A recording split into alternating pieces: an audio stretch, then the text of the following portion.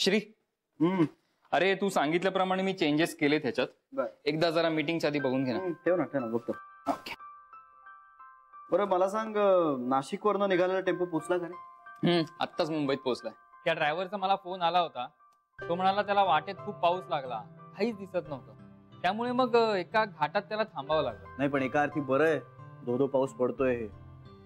हो खरंच बरं झालं. आता बाहेर पण खूप पाऊस पडतोय श्री.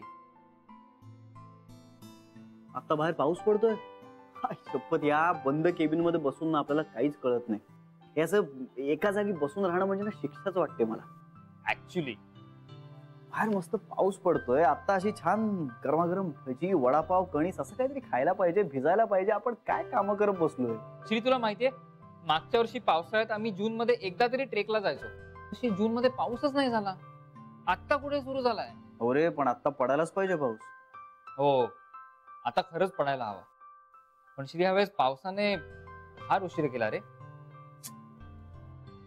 निसर्ग सुद्धा कधी कधी आपली परीक्षा बघत असतो. निसर्ग कशाला परीक्षा पाहिजे माणसाची? निसर्गाचं चक्र अगदी नीट चालू होतं. ठराविक वेळी पाऊस, ऊन, हिवाळा सगळं देत होता तो. पण माणसाने काय केलंय? निसर्गाला सुद्धा गृहीत धरलंय. जागेसाठी झाडं तोडतोय, जंगलं तोडतोय, सगळ्याचा ऱ्हास करतोय, सगळं नष्ट करत चाललाय माणूस. आता मला सांग, पाऊस पडणं हे सुद्धा एक शास्त्र आहे की नाही? झाडच नसतील तर पाऊस पडेल कसा? तुला सांगतो मनीष, माणूस निसर्गाशी जसा वागतोय ना, त्याची खूप मोठी किंमत मोजावी लागणार आहे. पर्यावरण तज्ञ तर म्हणतात की जी परिस्थिती आता आपल्याला दिसते ना, त्यापेक्षा खरंच खूप गंभीर परिस्थिती आहे. आपण लवकर जागे झालो नाही ना, तर तिसरं महायुद्ध पाण्यासाठी होणार, नक्की होणार. अरे झाडं लावली पाहिजे, त्यांचं संगोपन केलं पाहिजे, त्यांना टिकवलं पाहिजे. नाहीतर या सगळ्याचा लवकरच ऱ्हास होणार आहे आणि आपण पुढच्या पिढीला काय देणार आहोत? हे असं निसर्गाचं बिघडलेलं चक्र. पाणी कुठून आणणार आहेत ते? नाही खरंय तुझं. म्हणून मी ठरवलंय, ह्या वर्षीपासून मी निदान एक तरी झाड लावणार. हे असं फक्त तू आणि मी ठरवून काही होणार नाहीये, सगळ्यांनी केलं पाहिजे हे. आणि हे लवकर नाही झालं ना, तर ही परिस्थिती लवकरच हाताबाहेर जाईल.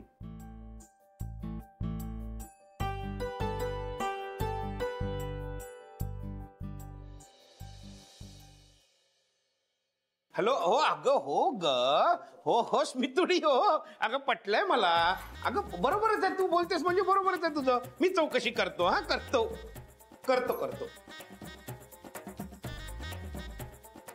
नमस्कार गीता मॅडम. काय आपली थोडी मदत हवी आहे आणि ती करू शकाल असा मला विश्वास आहे. म्हणजे कामासंदर्भातली मदत नकोय, नाही तर मी कुठला बापडा आपल्याला विचारायला. भटकणं, उन्हाडक्या करणं या संदर्भात आहे, म्हणून आपल्याला विचारतोय. काय आहे, आमच्या स्मितुडीला वर्षा सहलीला जायचंय आणि त्या जागेची स्पेसिफिकेशन तिने मला सर्व फोनवर सांगितलेली आहेत. ती इतकी आहेत की जवळजवळ स्वर्ग शोधावा लागेल आणि ती जागा मी शोधावी असा आमच्या स्मितुडीचा आग्रह आहे. आमच्या स्मितुडीचं कसं असतं माहितीये का, ते सॉफ्टवेअर अग्रीमेंट लायसन्स असतं ना, तसं आहे. म्हणजे पानभर काय लिहिलंय आपण वाचत नाही, खाली फक्त आय ॲग्री असं लिहिलेलं असतं, त्याच्यावर सही ठोकून मोकळा होतो. तसं झालंय माझं. म्हणजे तिने बाकी स्पेसिफिकेशन काय सांगितली ते मी काही ऐकलं नाही. ती म्हणाली जागा शोध आणि मी म्हणालो हो. काय आहे, तर जागा अशी हवी आहे की ती मुंबईच्या जवळ असेल, स्वस्त असेल, एका दिवसात जाऊन येण्यासारखी असेल. अशी जागा आपल्याला माहित असेलच, तेव्हा ती माहिती माझ्याशी शेअर करण्याची कृपा केली तर बरं पडेल. 1-2 जागा माहिती आहेत मला, सांगते तुम्हाला. वाटलंच मला तुम्हाला माहित असणार, सांगा. सर पण तुम्ही या विकेंडलाच जा, कारण पाऊस पण खूप छान पडतोय. तिथे मी जाणार नाहीये, मला घरी बसवणार आहे आमची स्मितुडी. शिक्षा म्हणून स्मितुडी एकटी जाणार आहे. शिक्षा? का? काय झालं, काल आमच्या मुलीनी स्मितुडीला एक प्रश्न विचारला की आई, मी एवढी मोठी कधी होईन की तुझी परवानगी न घेता माझा मी निर्णय घेऊ शकेन. यावर मी म्हणालो तिला, बाळे अजून तुझा बाबाही तेवढा मोठा झालेला नाही. याच्यावर स्मितुडीला राग आला आणि स्मितुडी म्हणाली, आता तुम्हाला शिक्षा. म्हणून ती मला घेऊन जाणार नाहीये. ती मुलांना घेऊन पिकनिकला जाणार आहे आणि शिक्षा म्हणून मला घरी बसावं लागणार आहे. शिक्षा, मी घरी एकटा.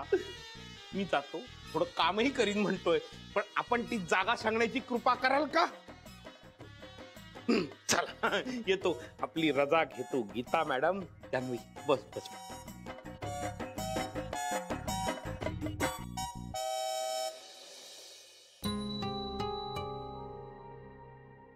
गीता काय झालंय? तू काय एवढी अपसेट आहेस? पण मग तू का मगासपासून फोन? काय काम आहे तुझं माझ्याकडे? हे बघ, हे बघ, मी परत एकदा तुला सांगते.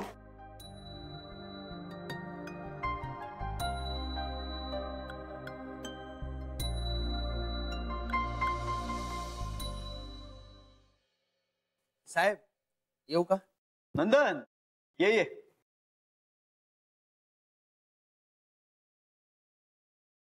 काय रे, काय आणलंस? सॉलिड वास येतोय. उघडून पहा ना.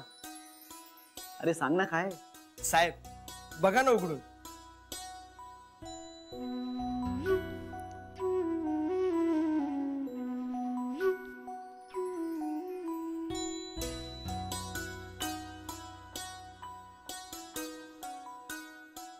मनीष, भजी. नंदन, तुला काही सिक्स सेन्स वगैरे करे? तुला कसं कळलं?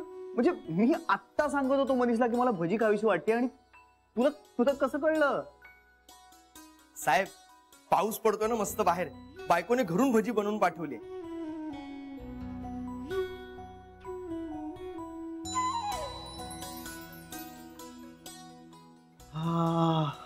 नंदन, वहिनी कमाल आहेत. आई शपथ. तू का लाजतोयस बाबा? बरं एक काम करा, हा एक डबा मी संपवणार आहे, तो दुसरा डबा तुम्ही दोघं शेअर करा. नाही नाही, अहो आमच्यासाठी बाहेर आहे. हा दुसरा डबा मी जान्हवी मॅडम साठी आणलाय.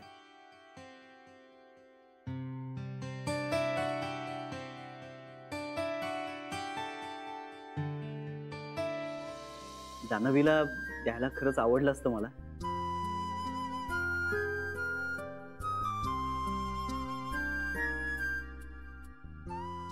पण आता तुम्ही दोघं संपवून टाका तो. साहेब अहो बायको वैतागेल माझ्यावर. अहो त्यांच्यासाठी बनवले, मग त्यांना मिळायलाच हवी ना भजी.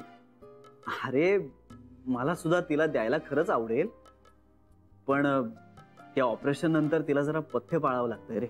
म्हणजे तेव्हा तरी ती काही तेलकट खात नव्हती. आत्ताच मला माहित नाही ती तेलकट खाते नाही खात. साहेब पण माझ्या बायकोने चांगलं तेल वापरलंय आणि स्वच्छता पाळते माझी बायको. अरे राजा नंदन, मला असं नव्हतं म्हणायचं.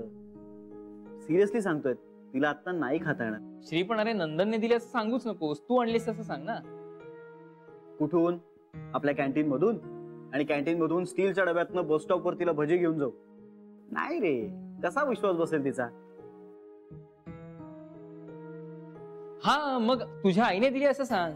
नाही, नको नको नको नको. माझ्या आया आणि जान्हवी अधूनमधून भेटतात. चुकून विषय निघाला ना तर सगळा प्रॉब्लेम होईल. आणि कशाला उगाच खोटं बोलायचं ना. नको नको, त्यापेक्षा नकोच. साहेब अहो माझ्या बायकोने खास त्यांच्यासाठी तयार केली आहे भजी. म्हणजे त्यांना मिळाली नाही तर मी माझ्या बायकोला काय सांगू?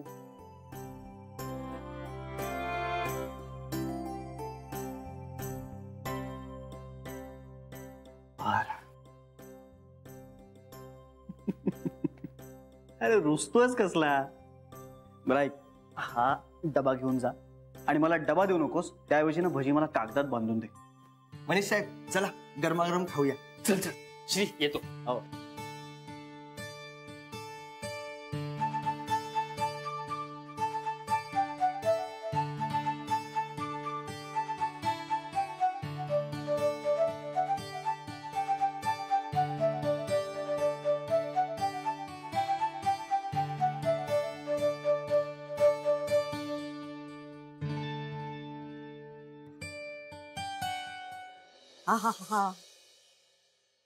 भजी घ्या झालं का? गरमा गरम खेकडा भजी खा जरा मनसोक्त खा. हा आता पुढचा गाणा शरा काढणार आहे. ती पण मस्त करते भजी. माहितीये. अरे काय तुम्ही दोघांनी सुरू केलं? थांबा जरा, बाकीच्यांसाठी थांबा ना. आम्ही फक्त कशी झाली बघतोय. हो, सगळ्यांना नेहमी चांगलं द्यावं. हा सरे तू त्यांच्या नादाला अजिबात लागू नकोस. हा ठीक आहे, ठीक. तुला मला नाही खाऊ द्यायचं ना? ठीक आहे. तुझं शरा प्रेमच नाहीये आमच्यावर. पुरे आता नाटकं पुरे झाली. खा. आणि माझं पण आता होत आलंय. पुढचा गाणा मी तळेन. जमतात मला पण. शरू अगं जान्हवीला किती आवडायची ना भजी. हो ग. तिची आई तिचे लाड करत असेल का ग, आपण इथे करायचो तसे? असं नको ना ग बोलूस. घशाखाली घास नाही उतरायचा नाही तर मग. हे एक मिनिट. तुम्ही कुठलाही संबंध कुठेही लावताय, असं काही नाहीये. पावसाळ्यात काय एरवी सुद्धा करतोच ना आपण भजी, तशीच केली आहे. हे बघा, छोट्या छोट्या गोष्टींमुळे तुम्हाला जान्हवीची आठवण येते, मी समजू शकतो. पण त्याकरता स्वतःचा आनंद का बाजूला ठेवताय? सरे खा शरा. नको हो, खरंच नको. जान्हवी नाहीये ना, आता नाही खावीशी वाटत ती भजी. शरा, इतकी वर्ष आपण दोघं एकमेकांपासून लांब राहिलो, पण आपल्यातलं प्रेम कमी झालं? आपण आनंदाने जगायचं सोडून दिलं होतं? नाही ना. परिस्थितीला ऍक्सेप्ट करून आपण त्यातल्या त्यात आनंदात राहत होतोच ना. बरं, तिथे तर परिस्थितीला माणसं म्हणजे मी कारणीभूत होतो, पण इथे तसं काहीच नाहीये. परिस्थितीला कुठलाही माणूस जबाबदार नाहीये. जान्हवी आणि आपल्यामध्ये जे काही अंतर आलंय त्याला कारणीभूत असेलच कोणी, तर फक्त परिस्थिती आहे. आणि जर तुम्ही हे सगळं ऍक्सेप्ट करू शकत नसाल तर मला खरंच खूप वाईट वाटेल शरा.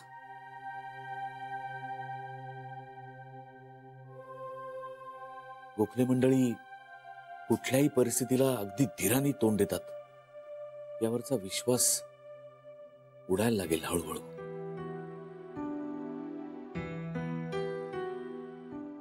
ठीक, मलाही नको भजी. नाही,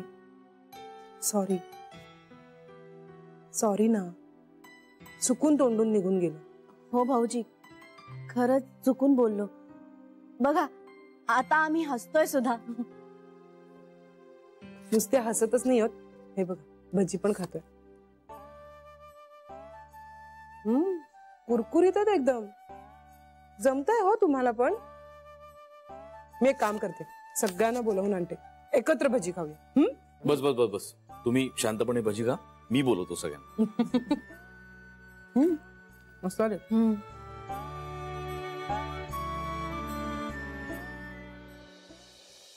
गीता, तुझा स्कार्फ राहिला होता, हे घे. अगं तुझा स्कार्फ विसरली होतीस तू.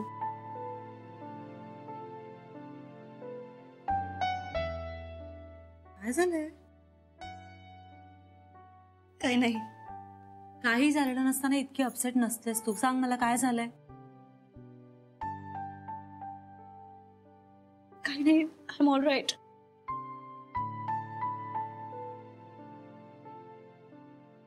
नक्की? ओके, मी आत्ता तुला आग्रह नाही करणार काय झालंय हे सांग असा, पण जर तुला काही शेअर करावंसं वाटलं कधीही तरी मी आहे, लक्षात ठेव. ठेवशील ना?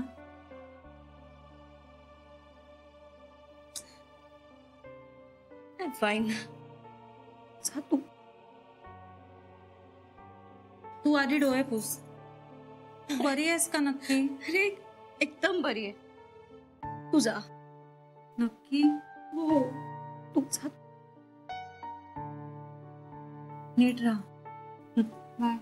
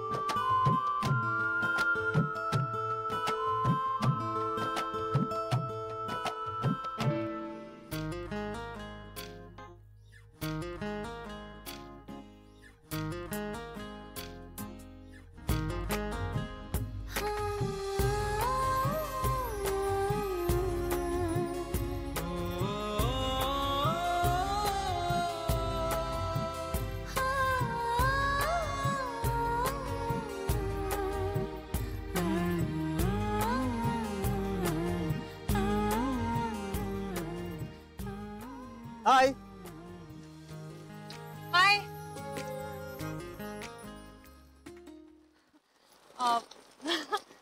मस्त पाऊस पडतोय ना. भिजायचंय?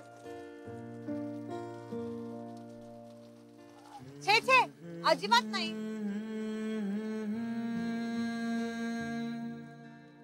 भजी खाणार?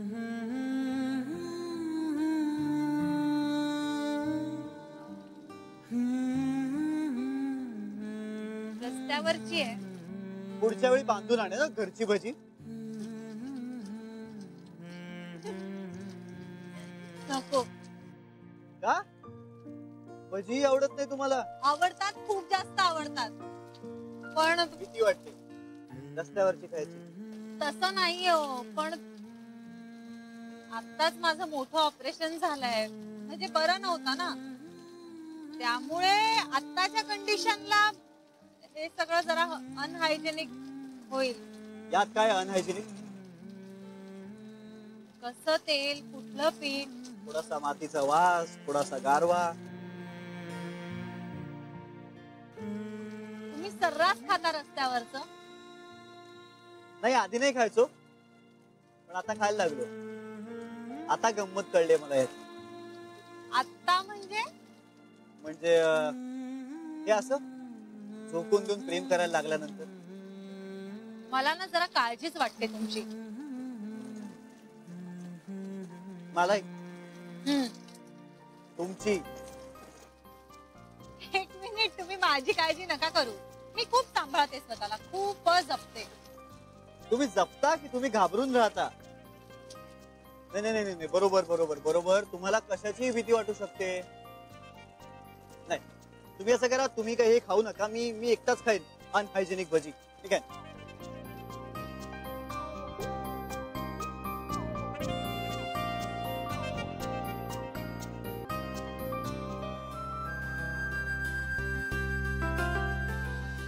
वा वा वा. एक मिनिट, मी नाही घाबरत कशाला. तुम्ही जे म्हणता तसंच वागता हे सिद्ध व्हायचंय अजून. आणा ते भजा इथे द्या.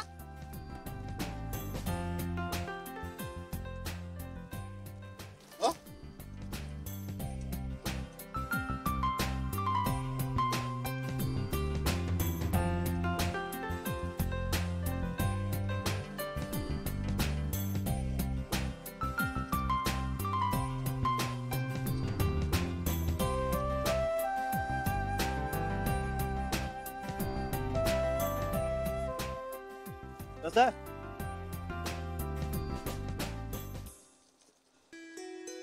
बरं आहे. बरं. ऍक्च्युली खूप छान आहे. माझ्यामुळे खूप बिघडताय तुम्ही. असं काही नाहीये. हा, मी पूर्वी पाणीपुरी खूप खायची रस्त्यावरची, आणि टपरीवरचा चहा पण प्यायचे. होय? हो. मग चला आजही पिऊया. आता हे बघा, पावसामुळे सगळं धुवून निघालंय, त्यामुळे चहाच्या टपरीवरचे कप सुद्धा स्वच्छ झालेले असणार आहेत. चला.